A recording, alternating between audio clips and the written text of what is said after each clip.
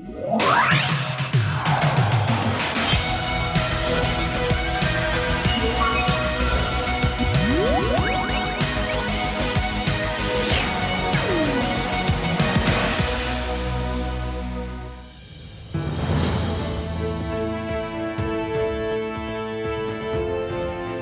안녕하십니까? 박상규입니다.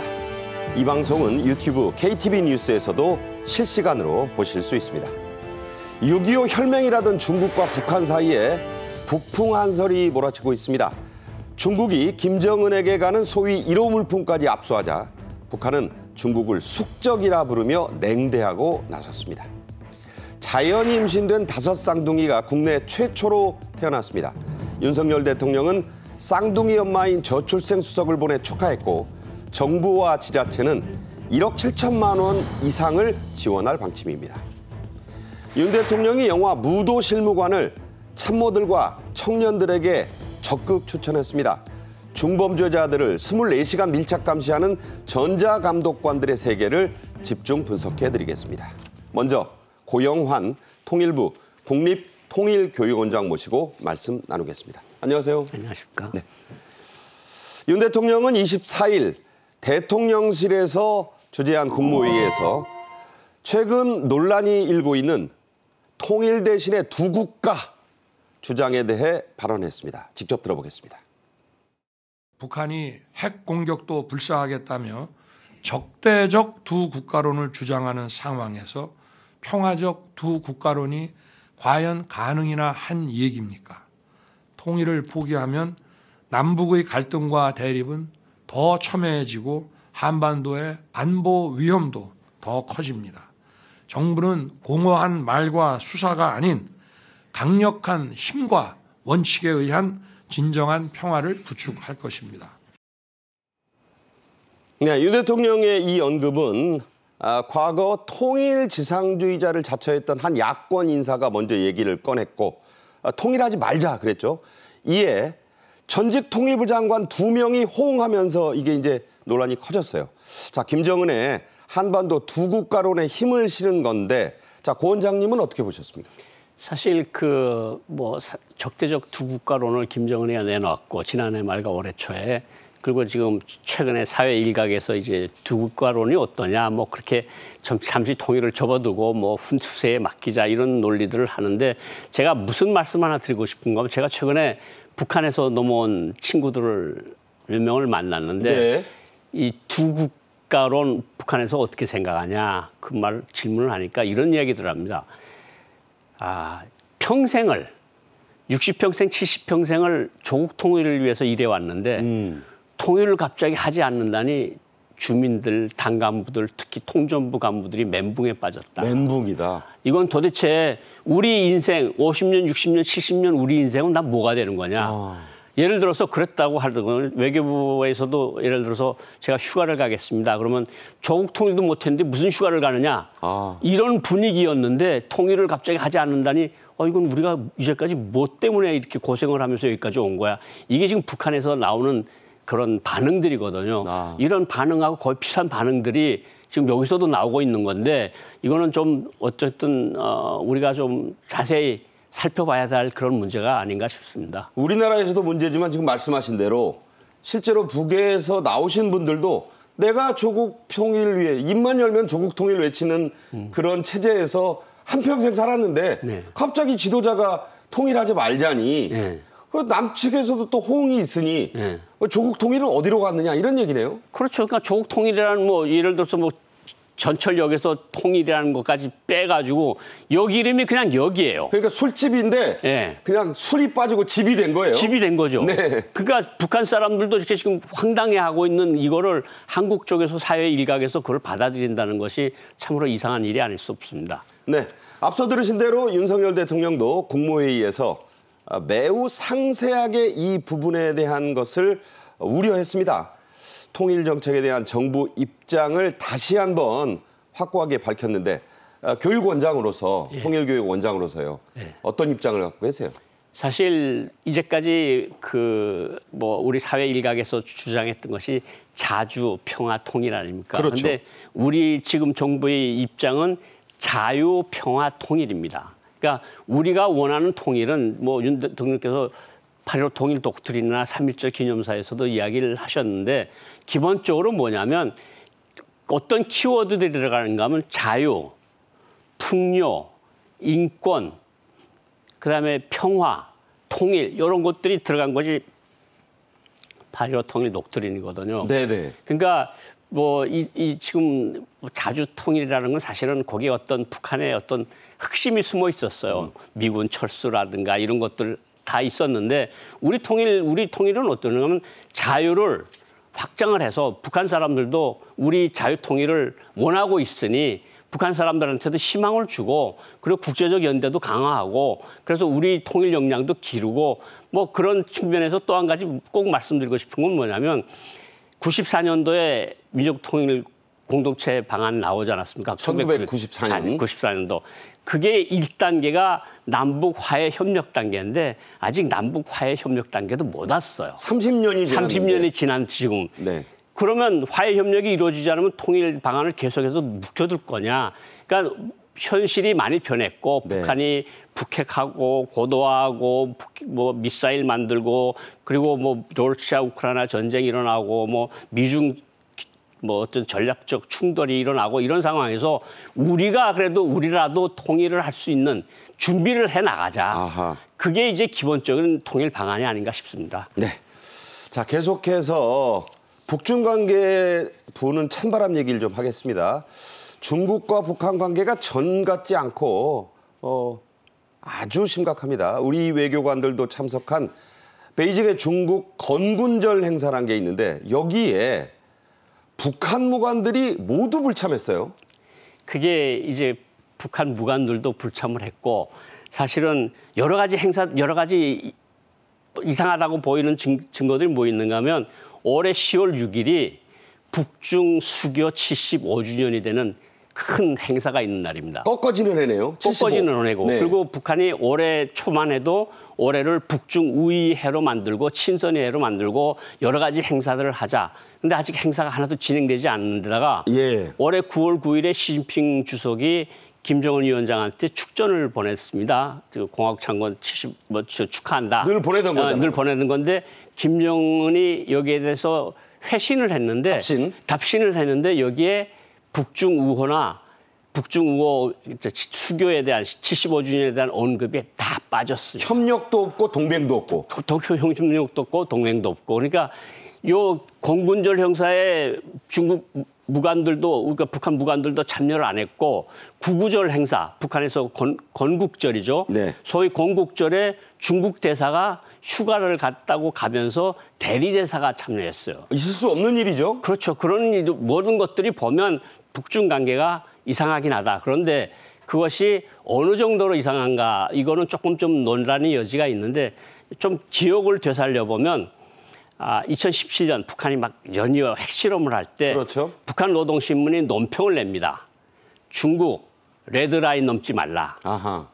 그때가 제일 험악했던 때고 예. 아마 그 다음에 지금쯤 아닌가 이런 생각이 듭니다. 물론 뭐 이게 끊어지는 건 아니겠지만 그렇죠. 네. 끊어질 때처럼 위태롭다. 예, 좀 위태로워 보입니다. 그렇군요.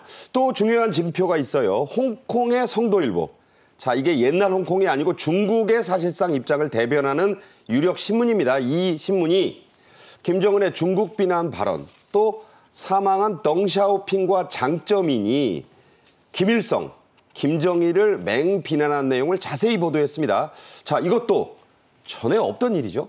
사실은 뭐 성도일보라는 건 다 친중적인 성향이 강하다는 걸로 다 알려져 있거든요. 그러니까 여기서 옛날에 있었던 이야기들 다시 꺼내고 올해 특히 저렇게 뭐 중국은 우리 숙적이다, 뭐 중국 눈치 보지 말라 이런 것들을 성도신문이 실었다는 것은 두 나라 사이에 무슨 문제가 분명히 있다는 것은 틀림없어 보입니다. 그러니까 북한과 중국 사이에는 은원이라고 그러잖아요. 네. 은혜와 원한이 교차했었다. 예. 덩샤오핑은 옛날 발언이 있어요. 중국과 북한은 형제다. 그렇다고 동맹도 아니다. 네. 장쩌민이 한 얘기가 또 더 재밌습니다. 작은 김. 그러니까 김정은의 아버지를 소김이라고 하면서 무척 교활하다. 자, 이런 얘기를 실었다는 건 무슨 뜻일까요? 그게 아마 북중 관계가 이제 80년대에 들어와서 이제 83년도에 김정일이 중국에 갑니다. 중국을 갔다 와서 중국을 많이 비난을 합니다. 외교부 간부들 앞에서 중국이 내가 이번에 가니까 개혁 개방을 하라고 압력을 넣더라. 역시 중국은 나쁘다. 우리가 중국에 절대로 의지할 필요가 없다. 이런 식으로 했던 이야기들이 결국은 다 중국에 넘어가고 그래서 때문에 장쩌민이랑 이 등소평 그 중국 지도자들이 김정일 위원장에 대해서 좋은 평가를 안 내렸죠. 사실은. 네. 실제로 작았죠. 네. 그렇다고 해서 저렇게 대놓고 네, 속임이다. 네. 이렇게 표현한 거는 네. 북한 입장에서 대단히 모욕적입니다. 분노가 일어날 만하죠. 그것도 지금 지도자의 아버지인데. 그렇죠. 네. 자, 이런 상태입니다. 올해는 앞서 말씀드렸지만 북중 수교 75주년. 북한에서는 5단위, 10단위를 꺾어지는 해, 이른바 정주년이라고 해서 매우 중요시 여깁니다. 자, 북한과 중국이 이 정주년에 일시적 권태기에 빠진 거냐, 정말로 갈라서려고 저러는 거냐, 어떻게 보십니까? 사실 아까도 말씀드렸지만 10월 6일이 북중 수교 75주년이고 이건 정주년입니다. 북한에서 정주년은 굉장히 큰 의미를 가지는데 아직까지 북한이나 평양이나 중국이 베이징에서 행사들을 진행한다는 그 어떤 정보도 나오지 않고 있거든요. 사실은 올해 4월 달까지만 해도 올해 행사를 크게 하자고 그래서 중국 지도자들도 평양에 갔었고 여러 가지가 있었는데 러시아, 우크라이나 그리고 작년도 보스토친이 갔다 온 다음부터 러시아하고 밀착하는 행보를 보이면서 중국과의 관계는 약간 소원해지는 그런 관계라고 볼 수가 있는데 뭐 그렇다고 해서 중국이 북한에 가지고 있는 지렛대가 다 없어진 것도 아니고 북한이 중국에 가지고 있는 지렛대가 다 없어진 건 아니지만 둘 관계가 소원해진 건 틀림없어 보입니다. 약간의 권태기는 맞다? 네. 네. 자, 권태기를 잘 극복하지 않으면 어떻게 됩니까? 이혼할 수도 있습니다. 제 생각입니다. 중국은 북한의 핵 개발에 부담을 느낀다는 지적이 많습니다. 그런데도 김정은이 추석 연휴에 HEU, 즉 고농축 우라늄 시설을 대놓고 여발한 듯이 공개했어요. 그 이유를 고 원장님 어떻게 보세요? 사실은 저는 우리가 저런 사진을 구하려면 정말 몇백만 불의 정보비를 줘도 얻어내기 힘든 저런 시설들을 공개를 했거든요. 저 사진입니다. 저 사진이죠. 저게 이제 우라늄 농축 시설인데 지금 많은 전문가들이 평양 근처에 있는 강선에 있는 우라늄 농축 시설이라고 보고 있는 거예요. 미국 트럼프가 그 딜을 깬 게 저거 강선 때문이죠. 2019년 2월 달에 하노이 노딜에서 저 강선이 바로 문제가 된 건데. 저 장면도 유명합니다. 네, 저 장면 보고 전문가들은 저기서 대체적으로 1년에 100kg 정도의 농축 우라늄이 나온다. 어마어마한 양이죠. 어마어마한 양이 나온다고 보고 있는데 문제는 저것이 저거 하나뿐이냐. 더 있을 수 있다. 그런데 저것을 공개한 거는 미국 보고 봐라. 우리 핵 능력이 계속해서 늘어나고 있고 김정은 저기 가서 그런 이야기를 했습니다. 기하급수적으로 늘리라. 어떻게? 꽝꽝 만들어라. 꽝꽝 만들어내라는데 뭐 장난감입니까? 핵무기가. 북한 말로 꽝꽝. 다시 한번 여쭤볼게요. 무슨 말입니까? 그냥 대량으로 그냥 프레스로 꽝꽝 찍어내듯이 만들어내라. 빵 찍듯이? 빵 찍듯이 찍어내라. 그 말이군요. 네, 그 말인데 저런 걸 한 것은 미국 보고 한국 보고 뭐 자유세계에 대고 우리 핵 능력이 이렇게 커지고 있으니 우리를 좀 멈추려면 너네가 대화에 나오고 우리한테 뭔가 해줘야 된다. 이런 것들을 보여주려는 의도가 있지 않나 이런 생각이 듭니다. 자, 미국 대선 이제 40일 남짓밖에 안 남았어요. 김정은이 자신에게 호의적인 밀월 관계다, 러브레터를 주고받는다 이런 말 나오잖아요. 트럼프 공화당 후보에게 힘을 좀 실어주려는 것이 아니냐 이런 분석이 있습니다. 고 원장님 견해는 어떠신가요? 사실 최근에 온 어떤 북한 외교관체 후배 외교관 이야기를 들어보면 벌써 외무상에 두 개의 팀이 만들어져서 해리스가 됐을 경우에 북한 외무성 안에? 북한 외무성 안에 그리고 트럼프가 됐을 때 어떤 행동을 취하겠는가를 어느 구석에 가서 지금 연구를 열심히 하고 있다는 거예요. A팀, B팀이 있군요. A팀, B팀이 있어서 그런데 북한으로서는 여전히 러브레터를 주고받는다는 트럼프 대통령이 되기를 원하는 거죠. 그게 A팀이겠네요. A팀이죠. 네. 이거는 이전에는 바이든이었는데 그때 그 사람이 있을 땐 바이든이었으니까 바이든이 재선됐을 때는 어떻게 하고 트럼프가 다시 됐을 때는 어떻게 하라는 것을 연구를 아주 치밀한 외무성 인재들을 거기다 다 모아놓고 연구를 하고 있다는 거예요, 지금. 네. 그러니까 지금 김정은으로서는 어쨌든 자기하고 뭔가 합이 좀 맞아 보였던 트럼프 당선을 위해서 할 수 있는 모든 것을 다 할 것이다. 저는 그렇게 생각을 합니다. 그렇군요. 자, 또 다른 얘기를 좀 한번 들여다보겠습니다. 김정은이 잦은 군사행보를 하고 있죠. 그런데 북한 주민들이 보는 노동신문에는 한 줄도 실리지 않고 있습니다. 자, 조선중앙통신, 이게 대외 매체입니다. 여기에만 싣고 있어요. 왜 그러는 겁니까? 사실은 좀 나도 굉장히 이상하다고 봤는데 지금 아시잖아요. 북한에서 8월 달에 대규모 홍수가 나서 압록강 대홍수. 압록강, 두만강 대홍수가 나서 특히 자강도당 책임비서는 사라졌어요. 죽었단 말이 있어요? 뭐 축송됐다는 말이 있는데 그건 조금 더 확인이 필요한 말인데 어쨌든 자강도라고 하는 것은 북한 군수 국방의 지지예요. 거기 다 있다면서요? 거기에 다 있습니다. 네. 거기서 책임비서가 도당 책임비서가 없어졌다는 거는 거기서 큰 사고가 났다는 걸 의미하고 그리고 다들 보시다시피 김정은이가 지금 중병조끼도 안 입고 배 타고 다니면서 그걸 압록강을 다녔잖아요. 네.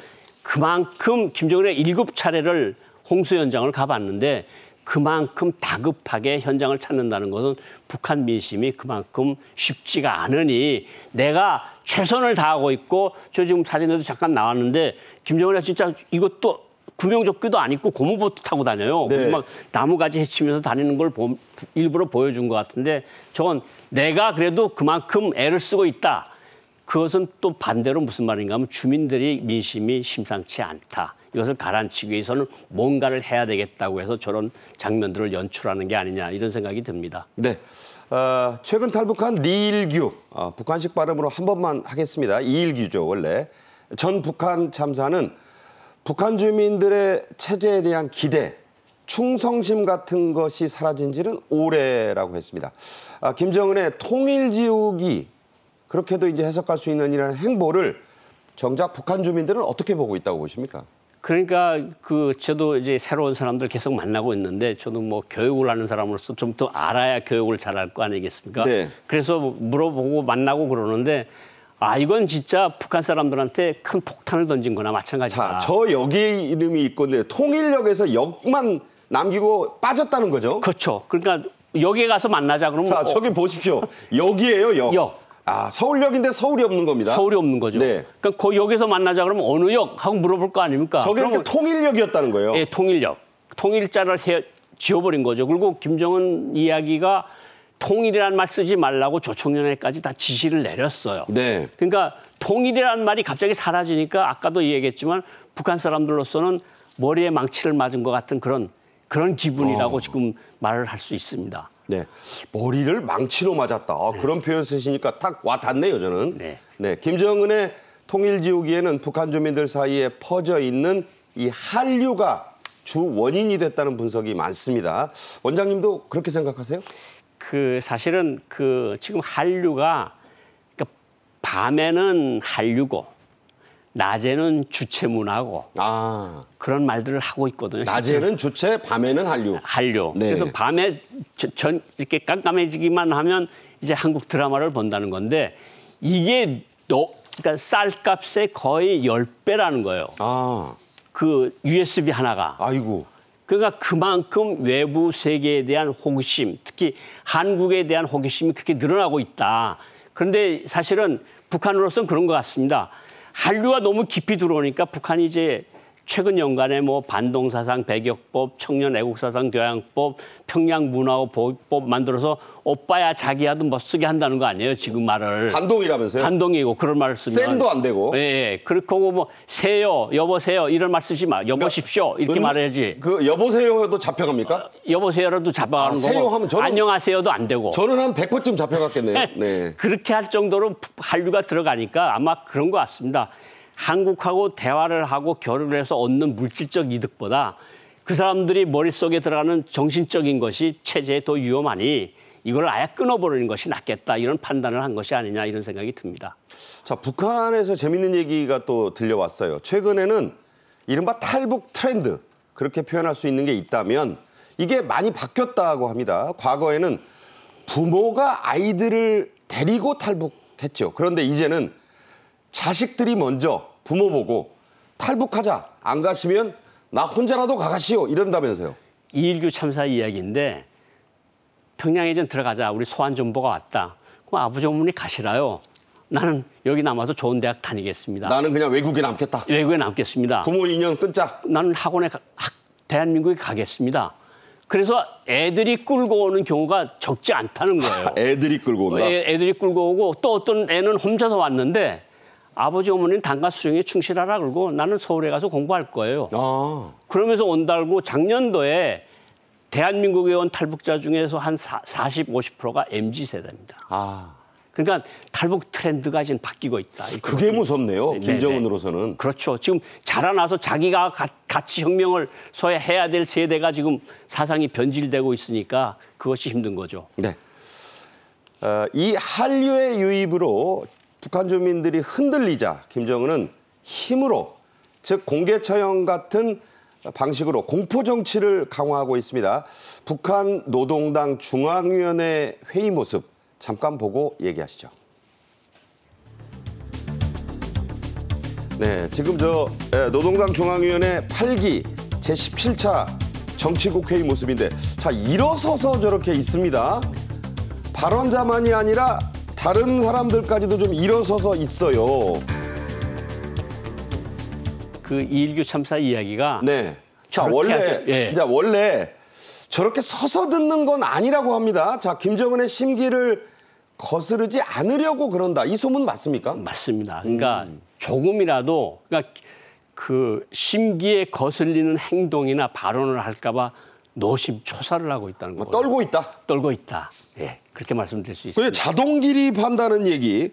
과거 장성택이 처형될 때 예. 그때 나온 얘기가 수령에 대한 자세 불량이 혐의에 들어가 있어서 저도 놀랐거든요. 예. 근데 그런 게 강화된 건가요? 그렇죠. 그러니까 박수를 건성건성 치는가 하면 수령님이 최고존엄이 창간 회의에서 졸든가 자세가 삐뚤어지게 하는 것들은 다 반당 반혁명적인 행동이다. 이렇게 규정을 해놓은 다음에 그 사람들 다 결국은 없애고 숙청을 했으니까 그다음에 북한 간부들이 그다음에 그냥 군기가 바짝 들어서 조금이라도 눈 밖에 날까 봐 좀 노심초사하는 거죠.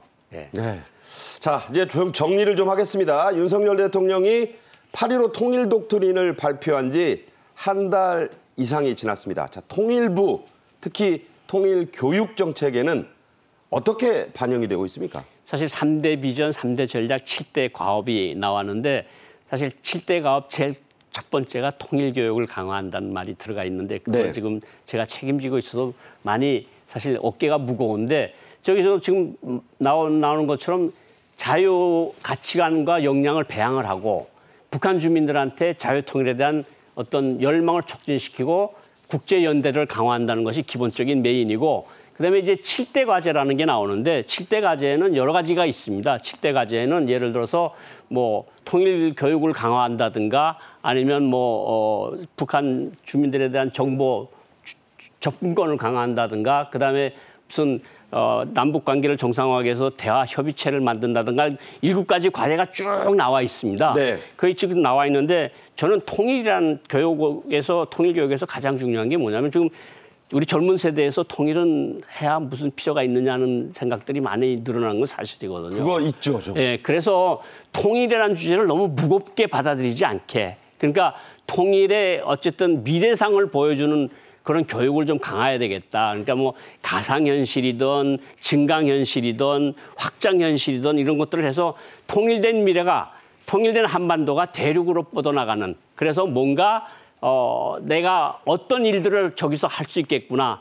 뭐 관광, 물류, 대륙으로 가는 관문, 뭐 평화 통일, 무슨 자유의 확산 이런 것들을 젊은 세대가 느끼도록 하는데 통일 교육이 중점을 둬야 되겠다 이런 생각을 합니다. 그러니까 통일 교육이 딱딱하고 어렵고 그런 게 아니고 예. 쉽고 네. 친근하고 재밌게 네 옆에 당장 와 있는 거다. 아, 내 옆에 당장 와 있는 통일. 그래서 그것을 뭔가 최신 기술을 접목을 해서 에듀테크라고 그러거든요. 에듀테크를 접목을 해서 내가 통일이 되면 어떤 일들을 하겠구나. 우리가 통일이 되면 핵전쟁이 공포가 없어지고 나한테 많은 취업이 기회가 차려지겠구나. 우리는 안전하고 좀 더 풍요로운 세계에서 살 수 있겠구나. 이런 것들을 심어주려고 애를 쓰려고 하고 있습니다.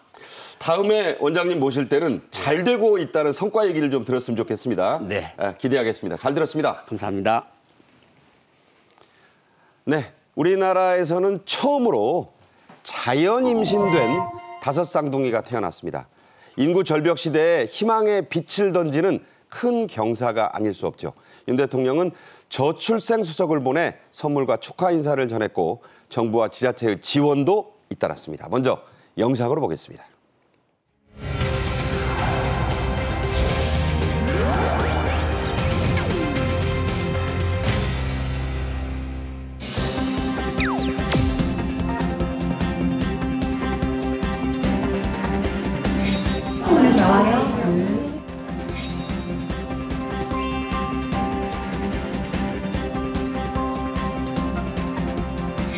인구 정책을 다룰 부총리급 인구전략기획부를 신설하고 양육,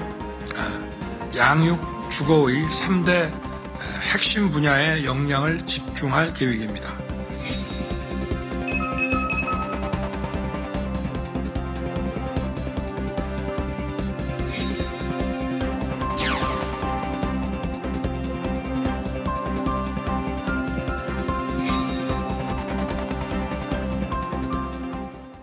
네, 처음 모신 홍종선 데일리안 선임 기자, 임종윤 시사평론가와 함께하겠습니다. 어서 오세요. 안녕하십니까. 안녕하세요. 안녕하십니까. 네. 자, 기록을 제가 좀 봤어요. 5쌍둥이 탕생은 우리나라에서, 물론 그전에 있을 수도 있습니다. 기록으로는 1987년에 한 번, 2021년에 한 번 있었습니다. 하지만 다 자연 임신은 아니었어요. 이번 오둥이 탄생, 이런 점에서 국내 최초 기록이죠? 예, 그러니까 말씀하신 대로 87년하고 2021년은 인공 시험관 통한 5쌍둥이 출생이고, 이번이 이제 말씀하신 대로 자연 임신을 통한 출생이니까 분명히 좀 의미가 있고요. 3D 입체 사진 보세요. 네.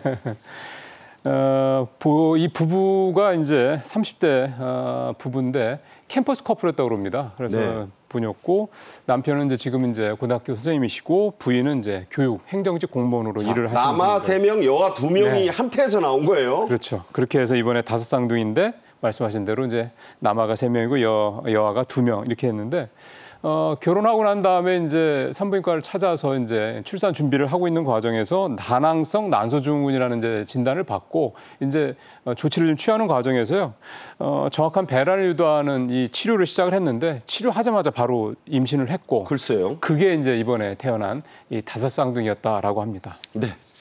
자, 이 오둥이의 태명이 재밌습니다. 팡팡 레인저.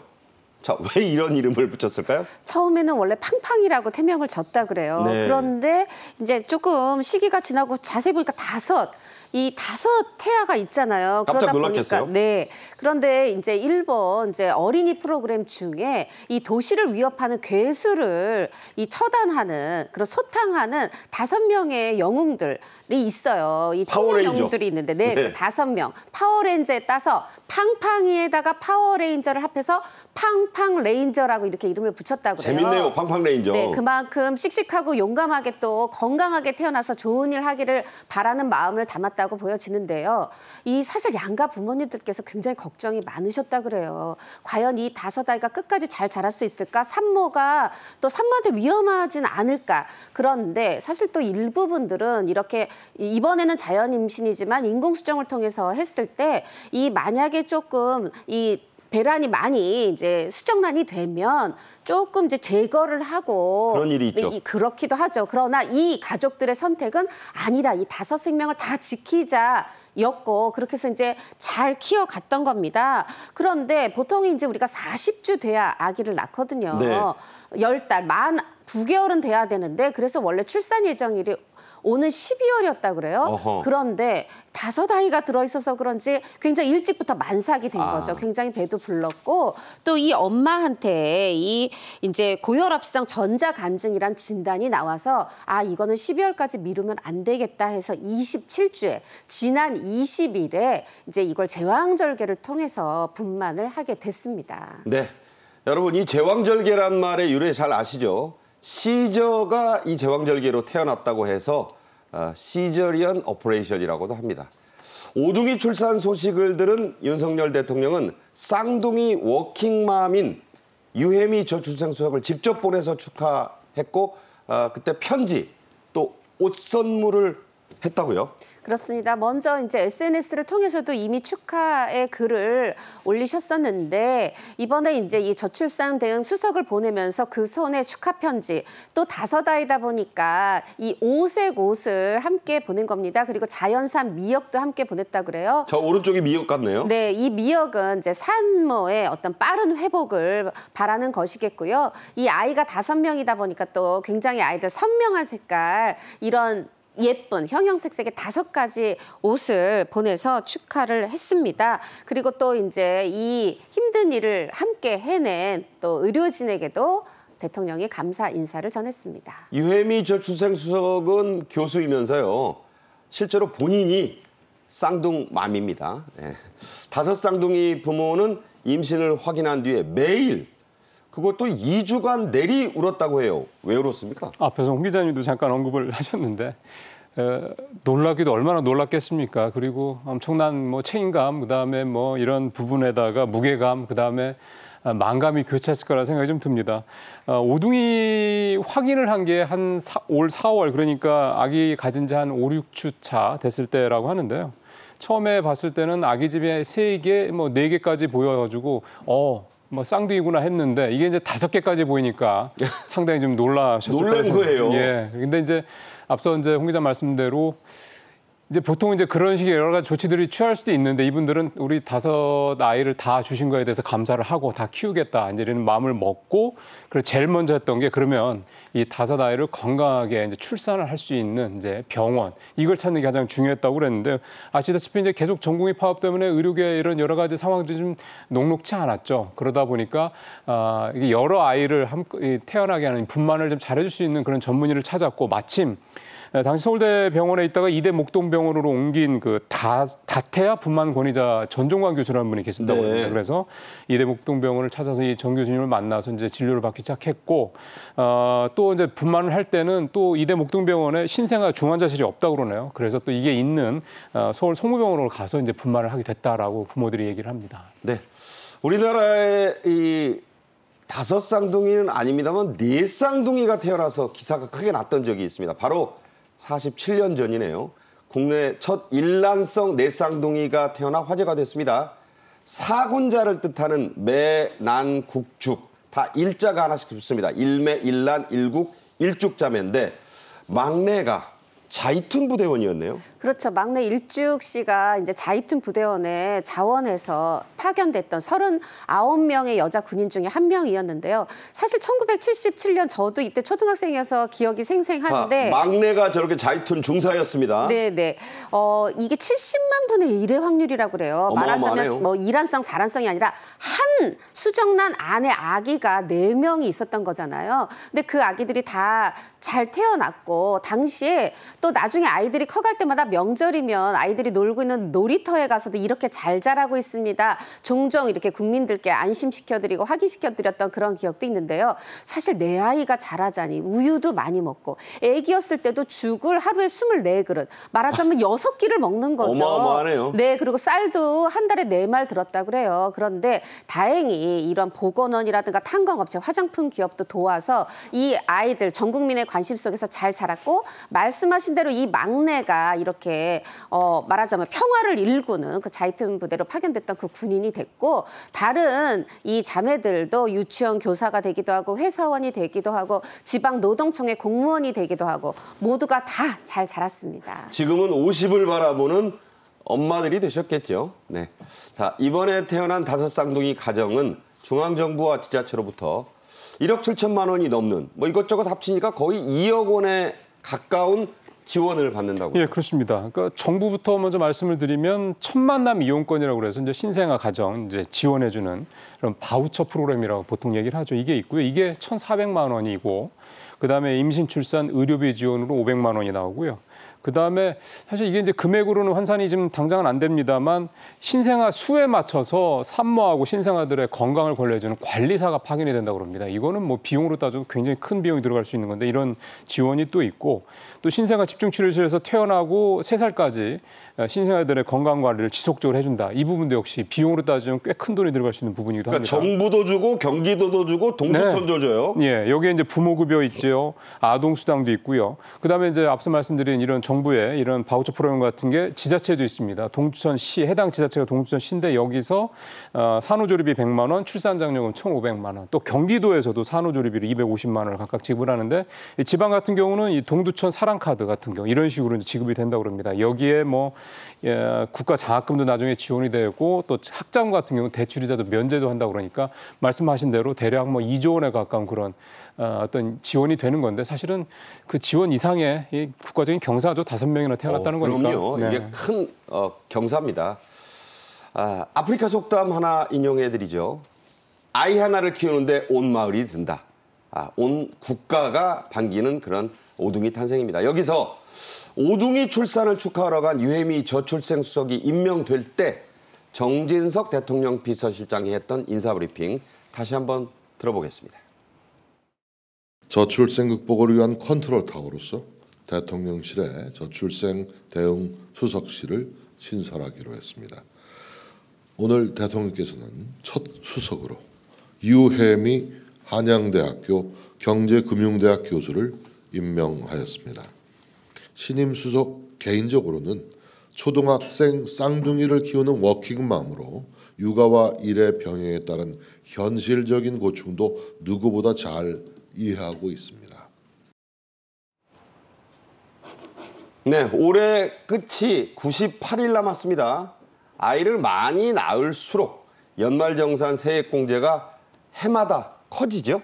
네, 기존에는 첫째 15만 원, 둘째 20만 원, 셋째 30만 원이었어요. 그런데 소득세법이 개정되면서 첫째 25만 원, 둘째 30만 원, 셋째 40만 원. 그러니까 말하자면 딱 10만 원씩 늘었는데요. 이게 말하자면은요, 이렇게 계산하시면 됩니다. 내가 만약에 아이가 둘이 있다. 그럼 25 플러스 30 해서 55만 원 세액공제가 되는 거고요. 또 만약에 세 자녀가 있으시다면 연말에 95만 원의 세액공제를 받을 수 있는 겁니다. 예전에는 둘도 많다, 하나만 잘 기르자 이런 시대도 있었는데 이제는 이렇게 장려금을 주는 세액공제 장려를 주는 그런 시대입니다. 네, 기업이 근로자에게 지급한 출산지원금 부영 1억 원 생각하시면 돼요. 전액 비과세 다시 한번 말씀드립니다. 자, 다음 주제 가죠. 윤 대통령은 체코 방문에 앞선 추석 연휴에 아동병원, 최전방 부대, 경찰, 소방서 등을 둘러봤는데요. 그 와중에 TV로 한 영화를 보고 참모들에게 적극 추천했다고 합니다. 자, 그 영화 예고편 보겠습니다. 3달 전에 나는 전자발찌가 뭔지도 잘 몰랐어. 너는 내가 무도실무원 대행하는 거 어떻게 생각해? 전자발찌 찬 사람들이 다 강력범 아니면 흉악범. 뭐 그런 사람들을 잡으러 다니는 거니까. 불리하고 많이 불리하고 권리가 있다.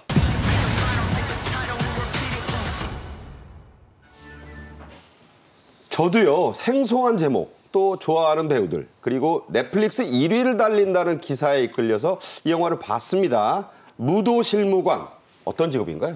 그러니까 이제 뭐 예를 들어 성범죄 같이 이렇게 상시적으로 동선을 좀 추적을 해야 될 뭐 보호 감찰 정도는 아닌데 그렇게 상시적으로 동선을 추적해 그런 이제 범죄자들을 뭐 범죄 경력자들을 관리하는 그런 역할을 보면 되는 건데요. 이 전자팔찌를 달고 있는 사람들이 대상이 되는 거고요. 이 사람들의 이동 경로도 분석하고 이 사람들이 어디 있는지도 수시로 좀 파악을 하고 네, 문제가 생겼을 때 현장 직접 출동을 해서 경찰들이 이제 검거를 할 때 보조도 좀 하고 그다음에 업무 지원도 하고 등등등 되게 역할이 다양합니다. 현재 보호관찰관이 국내 1,861분이 계시고 이 중에서 이제 전자팔찌를 담당하는 보호관찰관이 381분, 그다음에 무도실무관이 165분이 계시다고 그러는데요. 이제 이분들이 이제 4,000명이 넘는 전자팔찌 부착 대상자들 관리를 하는 거죠. 좀 버거워요. 사실은 버겁죠. 김성균 배우가 맡았던 역할이 이제 보호관찰관. 그다음에 이제 김우빈 배우가 맡았던 역할이 이제 무도 실무관. 이렇게 이제 보시면 처음에는 임시직으로 들어갔다가 나중에 네. 잘하니까. 네, 정규직 표창도 받습니다. 네. 자, 배우 김우빈 씨 인기가 많죠. 무도실무관에 출연하기 위해 체중도 줄이고 뿌리 염색, 뭐 염색 안 하던 염색도 하고 많은 변신을 했다고요? 그렇습니다. 본인이 아이디어를 냈다고 해요. 말하자면 연예인들에게 잘 관리된 조각 같은 근육을 가져라.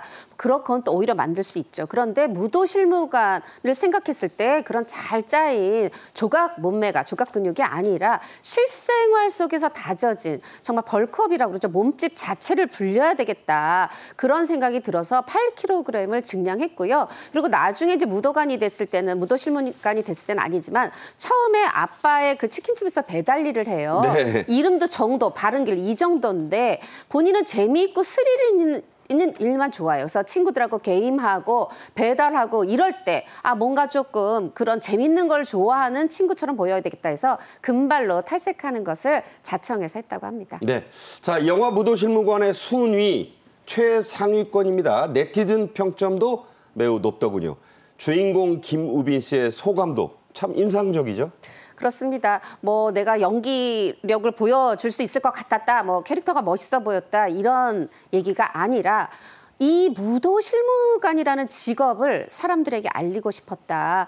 내가 이 시나리오를 보면서 이분들 덕에 내가 안전하고 행복하게 살고 있다. 그걸 알게 됐고 그거를 여러분께 알리고 싶었다. 그 이 김준하 감독인데 이 감독님의 어떤 그런 마음을 내가 대신 전하고 싶었다. 그렇게 출연 소감을 전했는데요. 그 선의가 결국은 좋은 결과를 가져와서 공개되자마자 사흘 만에 비영어권 1위도 하고 지금 네티즌 평점이 9.05예요. 굉장히 상당히 호평받고 있고 김우빈 씨가 저는 이 역할로 해서 앞으로 많은 시청자를 넘어서 국민들의 대중적 지지를 받는 배우가 될 것이다. 지금도 그랬지만 호감도가 더욱 높아졌다 이렇게 봅니다. 뭐 배우에게는 하나의 계기가 되는 인생작이 있습니다. 그중 하나가 되지 않을까 저는 그런 생각도 해봅니다. 윤 대통령은 이 영화를 대통령실 참모들에게 적극 추천했고 특히 젊은 세대들의 관람을 희망했네요.